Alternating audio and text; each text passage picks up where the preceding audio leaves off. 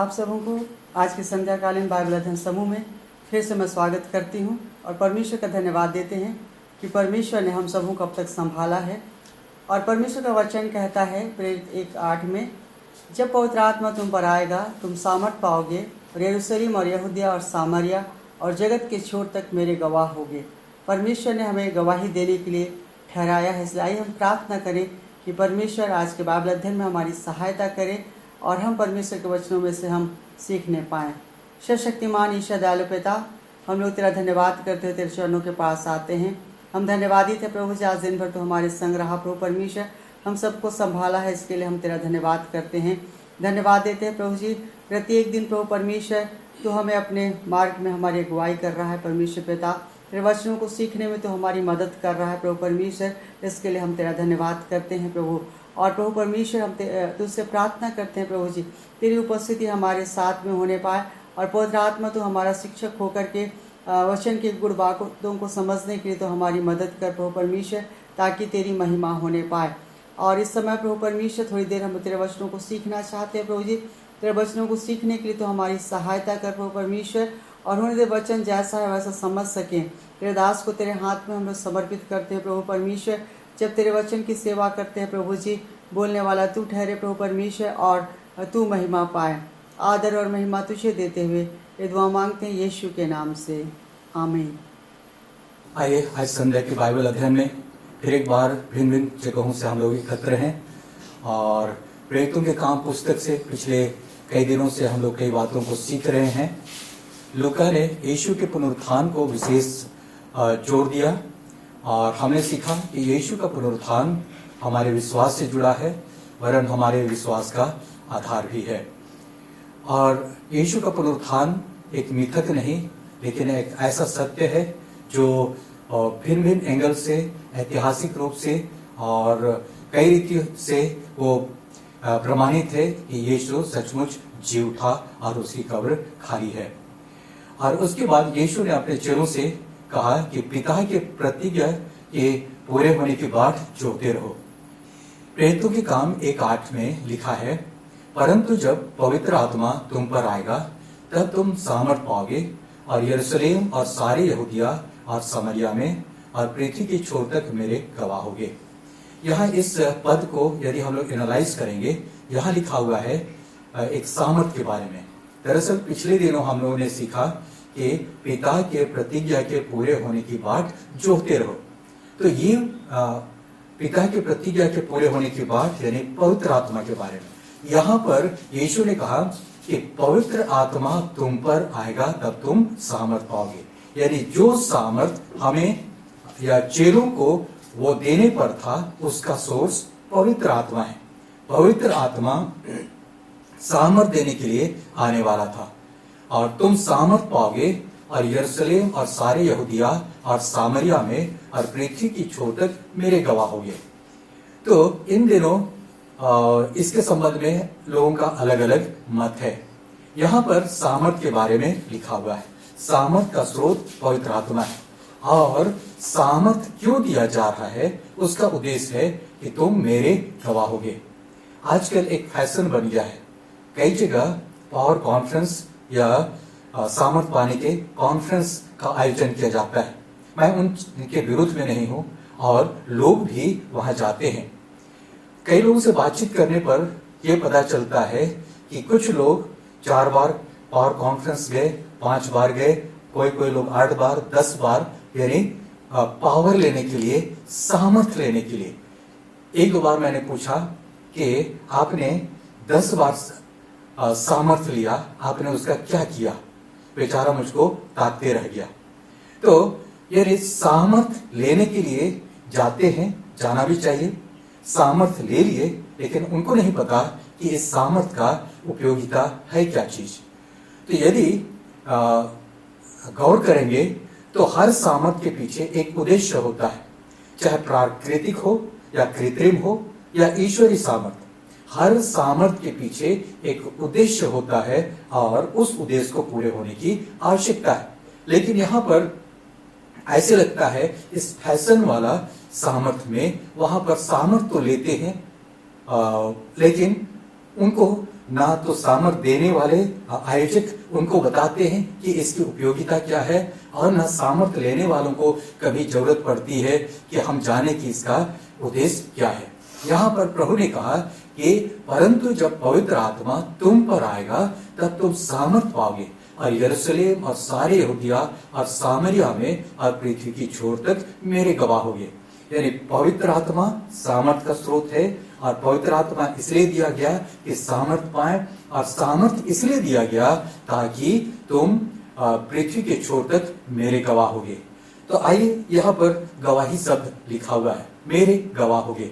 गवाही दरअसल ये एक ऐसा शब्द है जिसको कोर्ट कचहरी में इस्तेमाल किया जाता है। वहां पर गवाह प्रस्तुत किए जाते हैं, गवाह लोग वहां आते हैं, वहां कटघरे में खड़े होते हैं, और कटघरे में से खड़े होकर के वो लोग क्या बताते हैं कि जिस बात को उन्होंने देखा, और उस केस के संबंध में जिस बात को उन्होंने देखा, जिस बात को उन्होंने सुना, जिस बात को उन्होंने महसूस किया। तो ये एक प्रकार के का ऐसा शब्द है जिसको कोर्ट कचहरी में इस्तेमाल किया जाता है। तो यीशु ने कहा तुम मेरे गवाह होगे। तो यहाँ पर दरअसल प्रभु परमेश्वर का उद्देश्य क्या है कि जिन चीजों को प्रभु की संगति में हम लोगों ने देखा, जिन चीजों को हम लोगों ने सुना पवित्र आत्मा से, और जिन बातों को हम लोगों ने अनुभव किया, यानी वही व्यक्ति गवाही दे सकता है जिसने उस पर्टिकुलर बात के बारे में या तो देखा या सुना या उसने अनुभव किया। परमेश्वर का वचन कहता है कि जगत के छोर तक मेरे गवाह होगे। इनिशियल रूप में अपने शिष्यों को यीशु ने ये आदेश दिया कि तुम मेरे गवाह होगे। वो लोग, क्योंकि तुम जी उठने और इन सब बातों में तुम मेरे साथ रहे। चेले लोग जिन्होंने उस समय यीशु के प्रत्यक्षदर्शी वो लोग थे, तो उन लोगों को यीशु ने गवाह ठहराया। ठीक वैसे ही आज जबकि 2000 साल पूरे हो गए, हम कई बातों को प्रभु से देखते हैं, कई बातों को हम सुनते हैं, और अपने जीवन में जिन परिवर्तन को, बदलाहट को और नए जीवन को हम लोग पाते हैं, उसकी गवाह देने की आवश्यकता है। मत्ती की इंजील उसका 28 अध्याय उसका 18 से 20 में यीशु मसीह ने अपने चेलों से कहा कि स्वर्ग और पृथ्वी का सारा अधिकार मुझे दिया गया है। यानी यीशु ने उस गवाही देने के संबंध में उसने कहा कि स्वर्ग और पृथ्वी का सारा अधिकार मुझे दिया गया है, इसलिए तुम जाकर सब जातियों के लोगों को चेला बनाओ और उन्हें पिता और पुत्र और पवित्र आत्मा के नाम से बपतिस्मा दो, और उन्हें सब बातें जो मैंने तुम्हें आज्ञा दी है मानना सिखाओ, और देखो मैं जगत के अंत तक सदैव तुम्हारे साथ हूं।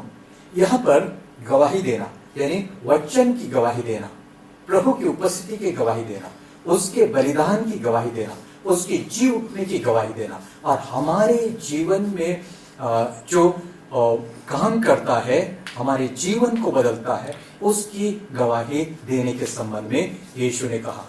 और उसने कहा कि सब जाति के लोगों को चेला बनाओ, उनको वचन सुना, यानी इसमें वचन सुनाना वो इन्वॉल्व है। उनको चेला बनाओ, वचन पर चलने की उनको शिक्षा देने की बातें हैं, लिखा हुआ है, और उन्हें सब बातें जो मैंने तुम्हें आज्ञा दी है मानना सिखाओ। और इसके लिए उसने क्या कहा कि स्वर्ग और पृथ्वी का सारा अधिकार मुझे दिया गया है, और उसकी एक प्रतिज्ञा भी है कि देखो मैं जगत के अंत तक सदैव तुम्हारे साथ हूं। और यहां पर है कि तुम शब्द लिखा हुआ है।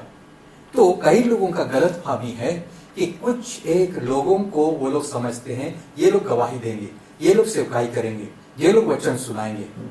लेकिन यदि परमेश्वर के वचन को सही सही रीति से यदि आप पढ़ाई करेंगे, उसको अध्ययन करेंगे, एक बात लिखा हुआ है तुम यानी वहां पर जनरल सबको जो प्रभु के कहलाते हैं, जितनों ने यीशु को अपना प्रभु और मुक्तिदाता करके स्वीकार किया, हर एक लोग, हर एक व्यक्ति तुम के श्रेणी में आते हैं। और एक बार की बात है, कैंपस क्रूसेड फॉर क्राइस्ट के फाउंडर डॉक्टर बिल ब्राइट को लोगों ने पूछा, उन्होंने पूछा कि क्या एक व्यक्ति गवाही ना दे और पवित्र आत्मा से परिपूर्ण हो सकता है? तब उसने कहा नहीं। यानी एक व्यक्ति जो गवाही नहीं देता है पवित्र आत्मा से परिपूर्ण नहीं हो सकता है। तो इसलिए अब हम लोगों को ये बात समझना चाहिए कि यीशु को ग्रहण करना और परमेश्वर के संतान होने के साथ साथ ये बात जुड़ जाता है कि जिसको हमने देखा, सुना और जिसको हमने अनुभव किया या जाना, उसकी गवाही हम लोगों को दें। यानी गवाही का जीवन हमारे विश्वास के साथ जुड़ा हुआ है। ये अलग बात है कि अलग अलग लोगों का अलग अलग विचार है, लेकिन मैं लोगों के विचार को नहीं, लेकिन परमेश्वर के वचन की शिक्षा की बातों को मैं कर रहा हूं। यानी मसीही होने के साथ साथ ये गवाही देना भी जुड़ जाता है। ये अलग बात है कि आपने अभी तक गवाही दिया या नहीं दिया, और नहीं दिया तो आज से प्रार्थना कीजिए और तैयारी करें कि आप भी प्रभु के एक गवाह बने, क्योंकि इसी के लिए पवित्र आत्मा दिया गया। इसी बात के लिए प्रभु ने सामर्थ प्रदान किया, और आपको उद्धार देने के पीछे या आपके जीवन को बचाने के पीछे प्रभु का यही मकसद है कि आप गवाह बने। एक अच्छी बात है कि परमेश्वर ने किसी स्वर्गदूतों को शामिल नहीं किया, उनको यह काम नहीं दिया गया कि वो लोग गवाही दें, लेकिन ये काम कलीसिया को दिया गया। कलीसिया ये इक्लेसिया जो ग्रीक भाषा है उससे आता है, उसका अर्थ है भीड़ में से बुलाए गए लोग।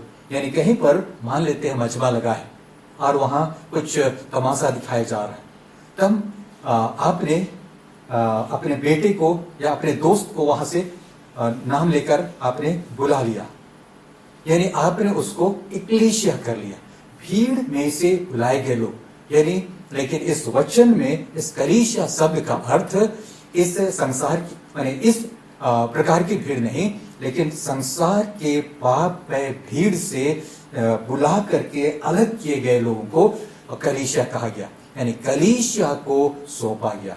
सुसमाचार सुनाने का काम, सुसमाचार की गवाही देने का काम स्वर्गदूतों को नहीं, लेकिन एक एक विश्वासियों को ये काम सौंपा गया है। इसीलिए लिखा है तुम जाकर सब जगत के लोगों को सुसमाचार सुनाओ। तब आगे लूका की इंजील उसका 24 अध्याय उसका 45 से 49 पद तक में भी लिखा हुआ है कि ये उस समय की बात है जब प्रभु यीशु मसीह मुर्दों में से जी उठे और कई लोगों को उसने दिखाई दिया, और चेहरे लोग वो लोग भी कंफ्यूज थे कि स्त्रियां कहती हैं कि उन्होंने यीशु को देखा और ये तो किसी भी रीति से आज तक किसी मरे हुए व्यक्ति को उन्होंने जीवित होते हुए नहीं देखा। तो ऐसे कंफ्यूजन से ये लोग भरे हुए थे। तब ऐसे समय में यीशु उनके पास उपस्थित हुआ और उनसे कहा कि तुम मुझको देख करके विश्वास करो, अविश्वासी मत हो। उसने हाथ दिखाया, हाथों में कीलों के छेद दिखाए, सीने पर बर्छे का घाव उसने दिखाया और कहा कि तुम विश्वास करो। तब उसने पवित्र शास्त्र पूछने के लिए या समझने के लिए उनके समझ को उसने खोल दिया और उनसे कहा, यूं लिखा है कि मसीह दुख उठाएगा और तीसरे दिन मरे हुओं में से जी उठेगा। क्योंकि इन बातों को वो लोग समझते नहीं थे, उनके पले नहीं पड़ता था, इसलिए यीशु ने उनको समझ की शक्ति प्रदान किया और यरूशलेम से लेकर सब जातियों में मन फिराव का और पापों की क्षमा का प्रचार उसी के नाम से किया जाएगा। तुम इन सब बातों के गवाह हो। यीशु ने इन चेलों को क्या हिदायत दिया? तुम इन सब बातों के गवाह हो। किन बातों को? कि यूं लिखा है, यानी परमेश्वर के वचन में, पुराने नियम में, भविष्यवक्ताओं की पुस्तकों में, कि मसीह दुख उठाएगा और तीसरे दिन मरे हुओं में से जी उठेगा। और इसलिए यरूशलेम से लेकर सब जातियों में मन फिराने का प्रचार किया जाए, क्योंकि यीशु लोगों के मनों को फेरने के लिए आया और पापों की क्षमा का प्रचार किया जाए। यीशु के नाम से किया जाए। और यीशु ने क्या कहा, तुम इन सब बातों के गवाह हो, और देखो जिसकी प्रतिज्ञा मेरे पिता ने की है मैं उसको तुम पर उतारूंगा, और जब तक स्वर्ग से सामर्थ ना पाओ तुम इसी नगर में ठहरे रहो। ये यीशु ने कहा। तो यहां पर इसको हम लोग इस रीति से समराइज करते हैं कि पिता की प्रतिज्ञा पवित्र आत्मा की प्रतिज्ञा थी। पवित्र आत्मा दिए जाने के पीछे सामर्थ देने का उद्देश्य था, और सामर्थ इसलिए दिया गया ताकि हम गवाह बने। जैसे कई सामर्थ इंग्लिश में है पावर, तो पावर हम लोग कई प्रकार के पावर को इस्तेमाल करते हैं। जैसे उदाहरण के लिए हमारे घरों में बिजली, ये बिजली इसको हम लोग पावर कहते हैं, उससे कनेक्शन लेते हैं। मान लेते हैं कनेक्शन लिया और आपने उसका कोई भी उपयोग नहीं किया तो ये किसी काम नहीं आता है, आप उसको स्टोर नहीं कर सकते। कुछ मामलों में बैटरी के रूप में बैटरी को रिचार्ज करके या तो पावर बैंक में उसको रिचार्ज करके हम लोग कुछ समय तक रख सकते हैं, लेकिन रिचार्ज करने के बाद भी यदि उसको कभी भी उसका उपयोग ना किया जाए, जैसे पावर बैंक मोबाइल चार्ज करने के लिए आपने खरीदा, पैसे देकर आपने उसको रिचार्ज कर लिया, लेकिन उसको आप अपने मोबाइल रिचार्ज करने के लिए कभी नहीं इस्तेमाल किए तो एक्चुअल में वो पावर यूं ही चला जाता है, किसी काम का नहीं। अच्छा होता कि आप नहीं खरीदे होते। एग्जैक्टली परमेश्वर सामर्थ देता है, इस सामर्थ के पीछे एक उद्देश्य है कि हम गवाह बने। और ये बात मत्ती की इंजील उसका 9 अध्याय 9 पद से लेकर 10 पद में एक व्यक्ति के बारे में पाया जाता है। वो है मत्ती, जो महसूल लेने वाला यानी टैक्स कलेक्टर अपनी चौकी पर बैठा था। यीशु उसके यहाँ आया और कहा मेरे पीछे हो ले, और वो व्यक्ति यीशु के पीछे हो लिया। तो उस जमाने में महसूल लेने वालों को दरअसल पापी समझा जाता था, पापी कहा जाता था। और उस ऐसा कहने के पीछे एक बात था कि ये महसूल लेने वाले लोग दरअसल निर्धारित राशि से अधिक पब्लिक से वसूलते थे, और जितना निर्धारित राशि जो सरकार को देना है उससे कम दिया करते थे, यानी अधिक वसूल करके कम देते थे, जिसके कारण से इनको पापी व्यक्ति समझा जाता था। यहाँ पर मत्ती नाम का व्यक्ति टैक्स कलेक्टर उस चौकी पर बैठा था, महसूल ले रहा था। यीशु आया और उसके पीछे उसने कहा कि मेरे पीछे हो ले। वह उठ करके यानी अपना सारा हिसाब किताब थैला वगैरह सब कुछ वहां छोड़ करके यीशु के पीछे हो लिया। ये लिखा हुआ है मत्ती की इंजील उसका 9 अध्याय का 9 पद में, और 10 पद में ऐसा लिखा हुआ है, और जब वह घर में भोजन करने के लिए बैठा तो बहुतेरे महसूल लेने वाले और पापी आकर यीशु और उसके चेलों के साथ खाने को बैठे। यानी यहाँ पर किस रीति से मत्ती ने गवाही दिया। ऐसा लगता है दोपहर के वक्त यीशु के साथ मुलाकात हुई, यीशु को उसने देखा, उसको पहचाना, उसकी आवाज को सुना, उसके पीछे हो लिया।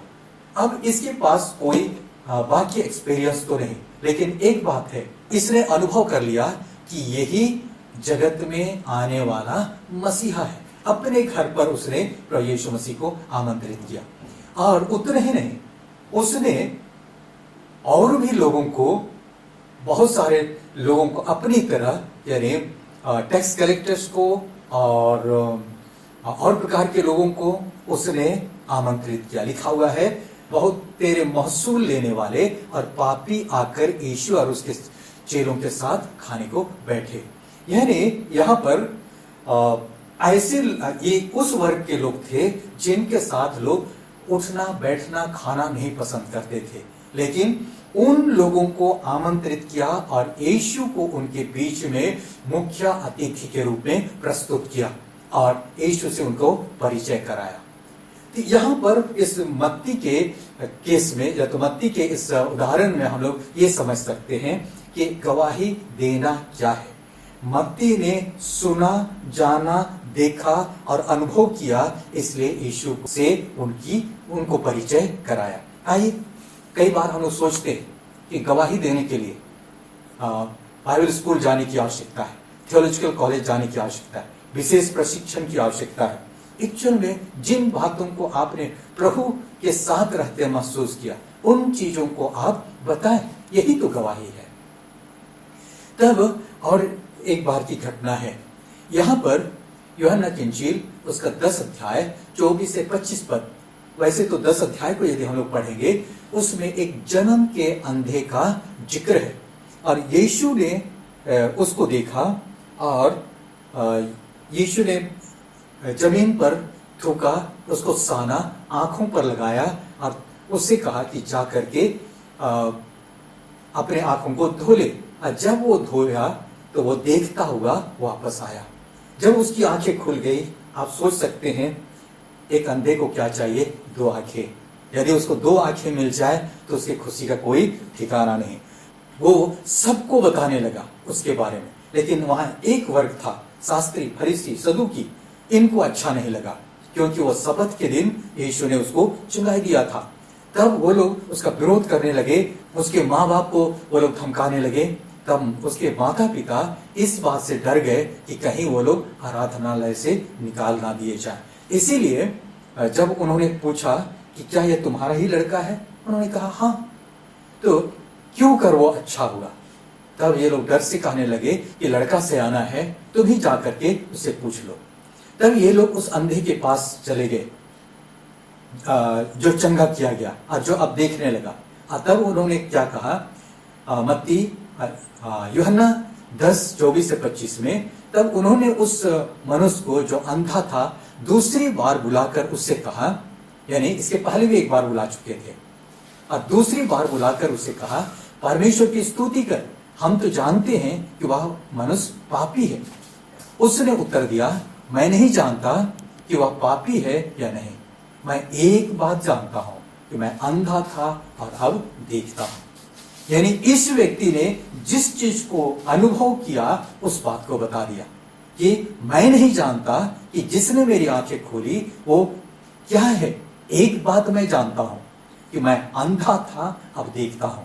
इस बात को कोई डिनाई नहीं कर सकता है। दरअसल आपके जीवन में यदि आप एक विश्वासी हैं, प्रभु के साथ चलते हैं, तो आपके जीवन में कई एक गवाहियां हैं।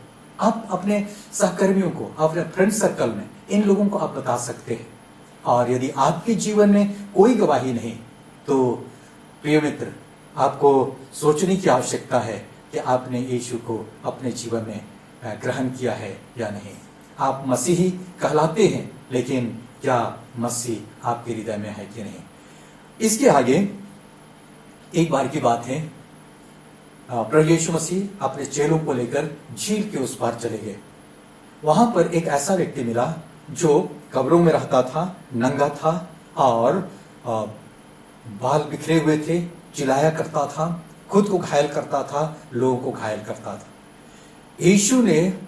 यीशु को पास आते देखकर उसने प्रणाम किया और उसके बाद यीशु ने उसके अंदर से दुष्ट आत्माओं की सेना को निकाला, जो लगभग 6000 की थी। ये दुष्ट आत्माएं निकल गई, सुअरों में घुस गई और झील में डूब करके मर गई। आगे लिखा हुआ है, तब ये बात चारों ओर अगल बगल के गांवों में फैल गया और लोग आकर के देखने लगे। और उन लोगों ने क्या देखा कि यह व्यक्ति सचेत होकर के और कपड़े पहन करके यीशु के कदमों के पास बैठा हुआ है। यानी होश हवास में सचेत होकर के ये कदमों के पास बैठा हुआ है। तब जब प्रभु यीशु मसीह अब जाने लगे, क्योंकि अब उसका काम तो हो गया, वो जब जाने लगे तब ये व्यक्ति इसने यीशु से विनती किया कि हे प्रभु, मुझको भी तेरे साथ आने की आज्ञा दे, क्योंकि जो भलाई उसके साथ हुआ है उसको उस खुशी के कारण से प्रभु के साथ जाना चाहता है। लेकिन यीशु ने उसको मना किया और कहा, नहीं, तू अपने लोगों के पास जा, अपने लोगों के पास जा और उनको बता कि परमेश्वर ने तेरे साथ कैसे कैसे भलाई के काम किए हैं। भाई, आप भी यदि प्रभु के पीछे चलना चाहते हैं, आप यदि प्रभु के जन हैं, निश्चय आपके जीवन में या तो प्रभु भलाई करता है, उनको आप पहचानते नहीं, या तो फिर आपने कभी प्रभु को ग्रहण नहीं किया, जिसके कारण से आपके जीवन में गवाही नहीं। तो आइए हमारे लिए सोचने की बातें हैं। तब एक बार की बात है, सामरी स्त्री, और इन सामरी लोगों के साथ यहूदी लोग उनका उठना बैठना या किसी प्रकार का रिलेशन नहीं रखते थे। वहां पर प्रभु यीशु आए, जो पानी भरने लगी, इसने पानी मांगा। उसने कहा कि तू यहूदी होकर मुझसे पानी मांगता है, क्योंकि वो लोग उसका छुआ हुआ पानी भी नहीं पिया करते थे। तब यीशु ने कहा, यदि तुझे पता होता कि जो तुझसे मांग रहा है वो कौन है, तब तू उससे पानी मांगती, उससे जल मांगती, और वो तुझे जीवन का जल देता। तो ये बातें उसको बड़ा अनोखा प्रतीत हुआ। तब उससे कुछ देर बातचीत करने लगी। तब यीशु ने उसके जीवन की कई बातों को उसके सामने बता दिया। तब इसको लगा कि ये तो कोई भविष्यवक्ता है। और उसके बाद उसको भी पता था कि भविष्यवक्ताओं ने मसीहा के आने का भविष्यवाणी किया। तब इसने कहा कि मसीहा आएगा और हमें सब मार्ग बताएगा। यीशु ने कहा, जो तुझसे बातें कर रहा है वो वही है। तब इन बातों को देख करके जो कुछ उसके साथ बातचीत हुआ और जिन चीजों को उसने अनुभव किया, उसको पूरा यकीन हो गया कि यही वो मसीहा है जिसके बारे में नबियों ने नबूवत की, भविष्यवक्ताओं ने भविष्यवाणी की, और जिसकी बाट पूरे इस्राएल राष्ट्र बाट जो हो रहा है। तब घड़ा तुरंत उसने वहां छोड़ दिया और भाग करके अपने गांव को चली गई, और जितने भी लोग थे वहां, जितनों को बुला सकी, उसने सब लोगों को बुलाया और कहा, सुनो सुनो, देखो मुझको एक ऐसा व्यक्ति मिल गया है, और मुझे तो ऐसा लगता है कि यही वो आने वाला मसीहा है। पूरा गांव वहां पर निकल करके आ गया और यीशु ने उनको उपदेश दिया, और उसके बाद उन्होंने मन फिराया और कहने लगे, हे स्त्री, अब तेरे कहने से नहीं, लेकिन हमने अपने कानों से सुना और अपनी आंखों से देखा, इसलिए हम विश्वास करते हैं। यानी तुरंत मुलाकात हुई यीशु के साथ, तुरंत उसने पूरे गांव वालों को गवाही दिया और उनका जीवन बदल गया। आइए, प्रभु ने प्रतिज्ञा किया, जब आत्मा आएगा तुम सामर्थ पाओगे, और यरूशलेम, यहूदिया, सामरिया और जगत के छोर तक तुम मेरे गवाह होगे। आइए, परमेश्वर का आत्मा जब तुम में वास करता है, मुझ में वास करता है, आप में वास करता है, तो ये हमें आवश्यक है कि हमें एक गवाह बनाए और हम उसके गवाह बन करके काम कर सके। आइए, इस संबंध में पतरस और यूहन्ना को हम लोग देखते हैं। ये प्रेरितों के काम उसका 3 अध्याय में हम एक वर्णन पाते हैं। सुंदर फाटक के पास एक व्यक्ति को हमें सलाह दिया जाता था और वहां रख दिया जाता था ताकि आने जाने वालों से भीख मांगे, क्योंकि वह जन्म से लंगड़ा था। और ये जन्म का लंगड़ा ये व्यक्ति इन पतरस और यूहन्ना को भी अपनी ओर आते देख करके उनसे भीख पाने की अपने इच्छा से उनकी ओर ताकने लगा। तब पतरस और यूहन्ना ने उसकी ओर ध्यान से देखा और यीशु के नाम से उसको उन्होंने चंगा कर दिया। वो लंगड़ा व्यक्ति चंगा हो गया, उछल करके चलने फिरने लगा और परमेश्वर की स्तुति करने लगा। बहुत सारे लोग अचंभा करने लगे और परमेश्वर की बड़ाई करने लगे। लेकिन वहां कुछ लोग थे जिनको बिल्कुल अच्छा नहीं लगा कि इस जन्म के लंगड़े को इन्होंने चंगा कर दिया। और वहां शास्त्री, फरीसी, ये लोग आकर के उनके विरुद्ध में इकट्ठे हो गए और उनको सवाल पर सवाल पूछने लगे। उनसे पूछने लगे कि तुमने किस अधिकार से और किस नाम से तुमने इस काम को किया।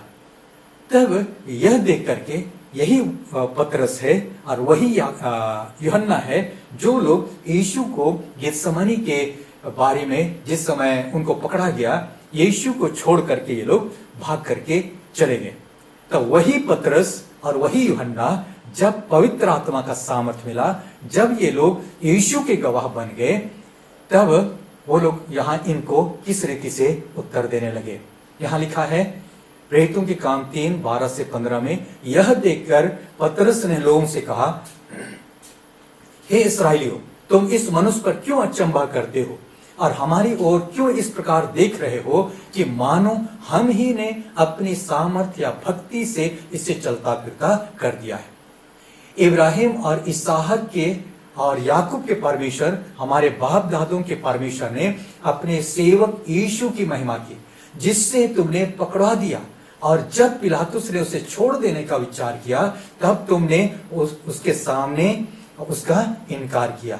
उसके आगे लिखा हुआ है, और तुमने जीवन के कर्ता को मार डाला, जिसे परमेश्वर ने मरे हुओं में से जिलाया, और हम इस बात के गवाह हैं। वो पवित्र आत्मा ने इनको सामर्थ प्रदान किया, पवित्र आत्मा ने उनको बोल्डनेस प्रदान किया, और जिनसे वो लोग भय खाते थे, जिनके भय से वो लोग कई दिनों तक घर के अंदर में वो लोग बंद थे, वही पतरस और वही यूहन्ना यहाँ पर बड़े हियाव के साथ, हिम्मत के साथ उन्होंने गवाही देना आरंभ किया। उसके बाद फिर 4 अध्याय में हम लोग पाते हैं, वहां उनको सबके बीच में खड़ा किया गया और उनसे कई प्रकार के सवाल पूछे जाने लगे। यहां लिखा है, और उन्हें बीच में खड़ा करके पूछने लगे कि तुमने यह काम किस सामर्थ से और किस नाम से किया है। तब पतरस ने पवित्र आत्मा से परिपूर्ण होकर उनसे कहा, हे लोगों के सरदारों और पुरनियों, इस दुर्बल मनुष्य के साथ जो भलाई की गई है, यदि आज हमसे उसके विषय में पूछताछ की जाती है कि वह क्यों कर अच्छा हुआ, तो तुम सब और सारे इस्राएली लोग जान ले कि यीशु मसीह नासरी के नाम से, जिसे तुमने क्रूस पर चढ़ाया और परमेश्वर ने मरे हुओं में से जिलाया, यह मनुष्य तुम्हारे सामने भला चंगा खड़ा है। वाह, यहाँ पर परमेश्वर के सामर्थ्य में, पवित्र आत्मा के सामर्थ्य में ये लोग एक सफल गवाह बन गए। किसी के सामने उनको डर या भय नहीं लगने लगा। आइए, पवित्र आत्मा इसलिए दिया गया कि आपको सामर्थ्य मिले। आपको सामर्थ्य इसलिए दिया गया ताकि आप उसके गवाह बन सके, और ताकि लोग प्रभु के सच्चाई और प्रेम को जान सके। इसलिए प्रेरितों के काम उसका 13 अध्याय उसका 47 पद में लिखा हुआ है। उसको आपके सामने मैं पढ़ देना चाहता हूं। यहां पर लिखा है, क्योंकि प्रभु ने हमें यह आज्ञा दी है कि मैंने तुझे अन्य जातियों के लिए ज्योति ठहराया है, ताकि तू पृथ्वी की छोर तक उद्धार का द्वार हो। यहां पर यह सामर्थ दिए जाने और गवाही देने के काम के संबंध में 2 बातें पाई जाती है। यह क्या लिखा है कि मैंने तुझे अन्य जातियों के लिए ज्योति ठहराया है, यानी जो लोग प्रभु पर विश्वास नहीं करते, उसको नहीं जानते हैं, उनके लिए मैंने तुम्हें ज्योति ठहराया। ज्योति का क्या काम होता है? ज्योति हम लोग इसलिए इस्तेमाल करते हैं, चाहे टॉर्च के रूप में, या तो फिर आप मोबाइल में आपका टॉर्च है, या किसी भी रूप में रात के अंधेरे में आप क्यों इस्तेमाल करते हैं? ताकि आपको रास्ता दिखे, ताकि आप खतरों से बच जाए, ताकि आप मंजिल तक पहुंचे। तो यहां पर आपको प्रभु यीशु मसीह ने ज्योति ठहराया, ताकि आपके जीवन के द्वारा, आपकी गवाही के द्वारा लोगों को रास्ता दिखाई दे, लोग सही रास्ते पर चले, और लोग खतरों से बच जाए, और लोग अपनी मंजिल तक यानी उद्धार तक पहुंच सके। यानी आपको उसके लिए परमेश्वर ने ठहराया। तब फिर लिखा है, ताकि तू पृथ्वी की छोर तक उद्धार का द्वार हो। द्वार, हर घर में द्वार होता है। आप में से हर कोई दरवाजे से ही प्रवेश करते हैं। उसका उद्देश्य ही है कि उसके द्वारा हम निकले घुसे।